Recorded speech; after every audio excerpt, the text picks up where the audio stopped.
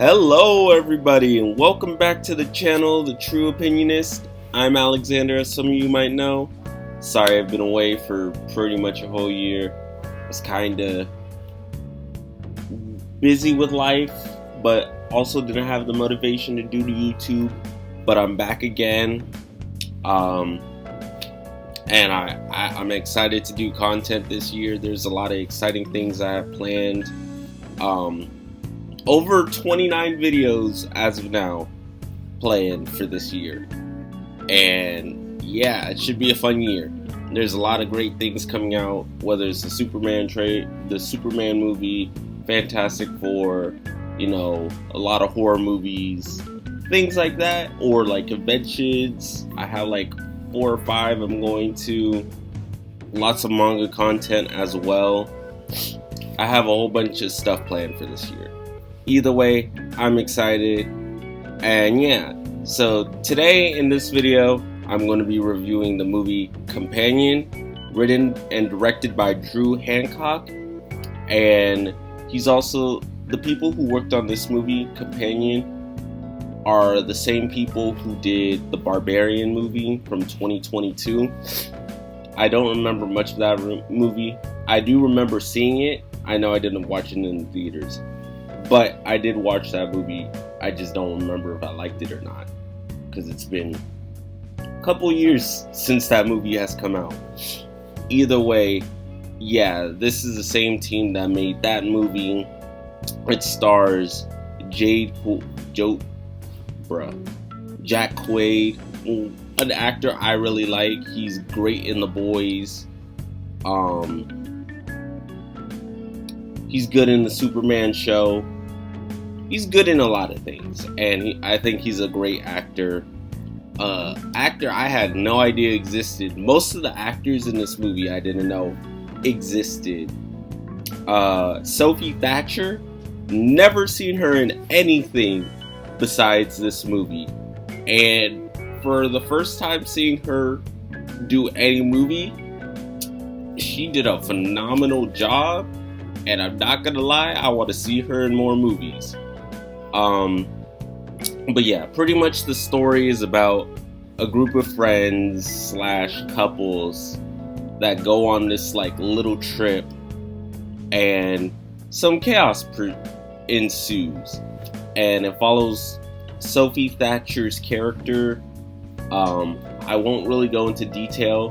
If you've seen the trailers, you kind of already know a little bit of the plot, and in my opinion, the trailers don't spoil much. I think the trailers needed a way to hook people on getting to see this movie, so they had to spoil one. Well, it's not really a spoiler, because there's a lot of surprises and twists and turns in this movie that genuinely work. So I feel like what they put in the trailers, I would say don't watch the teaser. That for a teaser, that spoils a lot of the movie. But the first trailer, they only got 2 trailers. The first trailer that came out, that's not the teaser, it doesn't really spoil anything. And I feel bad for this movie, because it's really hard to market a movie where most of the stuff in the movie is a spoiler. But yeah, I will try not to go into spoiler territory. I don't think I've watched a lot of reviews already on this movie, because I like seeing other people's opinions besides my own. And a lot of people said this movie is hard to review. I don't agree. Like, there is a lot to talk about without going into detail. But yeah, the plot: group of friends / couples go on this little camping trip, and some things go wrong. And Sophie Thatcher is the main one in all of the conflict. I will play like a small clip of the first trailer. I made sure not to have the spoiler part of the trailer in there, but just to give you some context of what the movie is like, I will just have that small little scene playing in there. There have been 2 moments in my life when I was happiest. The first was the day I met Josh. I'm Josh. I'm Iris. And the second, the day I killed him. As for the movie itself, now that I've gone over like the plot synopsis and stuff, I was relatively surprised with this movie. I thought it was going to be a generic horror film that you see every year. Because there's always some A, generic horror movie, B, just a bad one, or C, the really rare good ones. And this falls into the category of I really have no complaints. Like, this was a genuinely good horror film. Well, it's more of a thriller than anything else. It's not scary. And I would say don't go in this movie expecting a lot of like carnage. When it does happen, you get a good show. But I would say don't go in expecting a lot of blood and carnage and stuff. It's sprinkled throughout the movie, and when it does happen, I think it's really good. But yeah, it's more psychological, more of a thinking thing. It takes its time to give you the twists and reveals. It gives you time to let everything breathe and really think on the story. And this is not a groundbreaking movie, but I will say it's a really good one that tackles some decent topics. And it actually, when this movie has something to say, it will say it. And I think it does a really good job. It had me on the edge of my seat most of the time, and that final third act gave me chills.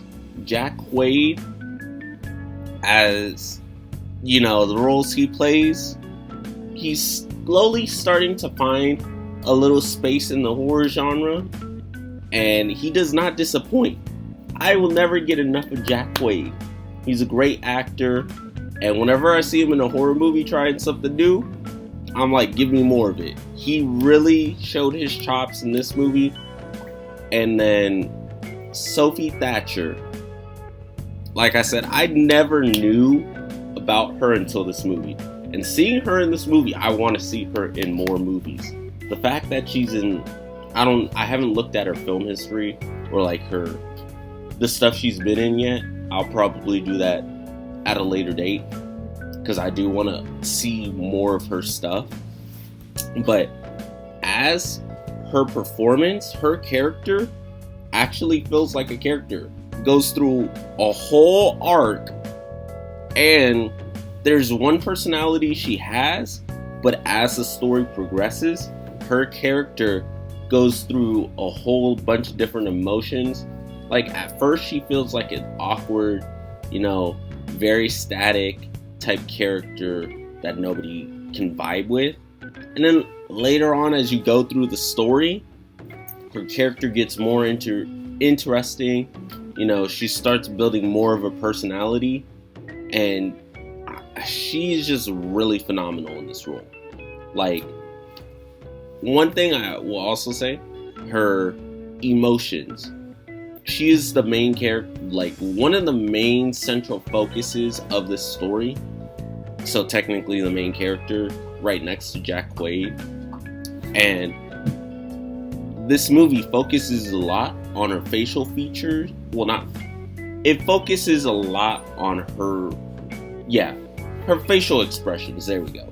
It focuses a lot on that and just what she's trying to portray. And it makes sense because of the role she has.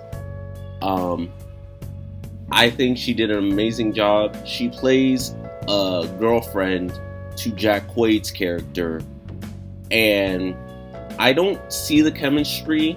Like, a lot of people said they had chemistry throughout the movie. I did not see the chemistry until the final act. This is just my opinion.